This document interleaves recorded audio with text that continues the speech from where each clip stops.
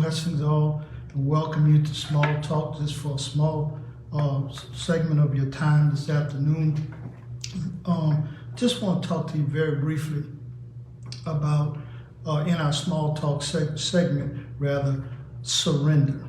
Surrender, surrender, surrender. In this Psalm 63, we find where David had been in a bit, if you want to call it, exile.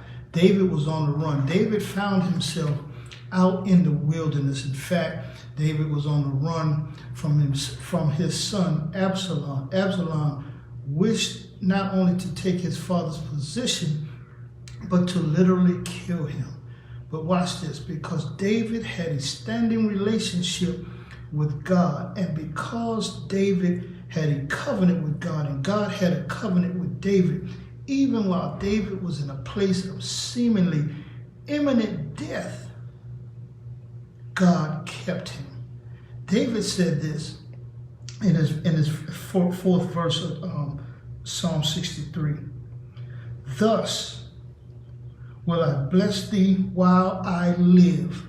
Now watch this. We're not going to run past that, because in the previous verse, David says this: because thy loving kindness is better than life, my lips shall praise thee. Lord, I know I made some mistakes. I know I'm in this position, but because of some stuff that I left lacking, some things that I left lingering. But David says, even your loving kindness is better to me than life itself, because your loving kindness brings grace, it brings mercy, it brings love, it brings kindness, it brings understanding. And David was in a place now where he really needed this. But yet, while he was even in exile, out in the wilderness, David says this in verse 4, thus will I bless thee while I live. Lord, as long as you give me health and strength, breath in my lungs, activity of my limbs, because you've proven yourself to me over and over again. He says, I will bless thee while I live. Lord, I will bless you. How will I bless you? Lord, I'm going to serve your people, because I know that pleases you, and it's going to bless you. Lord, I'm going to bless you. How? I'm going to bless you even in my commitment and giving. Lord, I'm going to bless you, and I'm not going to do it grudgingly nor of necessity. Lord, I'm going to feed your sheep as you have commanded, because you said, if I love you, I'm going to feed your sheep. I'm going to tend to the sheep, oh God. Lord, I'm going to bless you. What blesses you, Lord, is going to bless me in return. Watch this. And here we go. In the latter part of verse 4, it says this. David says, I will lift up my hands in thy name. David says, I will lift up my hand in my name. I'm going to serve you, Lord, and bless you while I live. But not only that, I'm going to lift up my hands in your name. Now watch this. Not just for praise. Yes, God deserves all honor, praise, and glory. He deserves that. But watch this. Lifting our hands signifies a sign of surrender.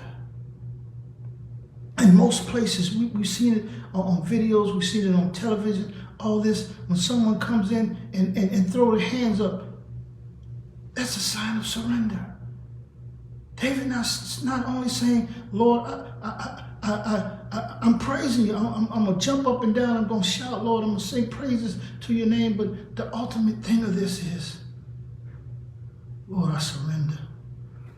I've tried it my way long enough.